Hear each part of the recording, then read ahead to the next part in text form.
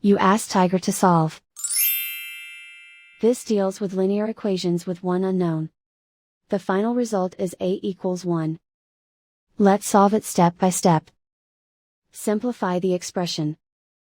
Group like terms. Simplify the arithmetic. Group all constants on the right side of the equation. Add 2 to both sides.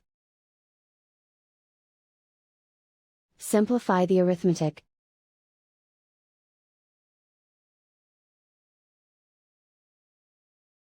Isolate the a. Divide both sides by 2. Simplify the fraction.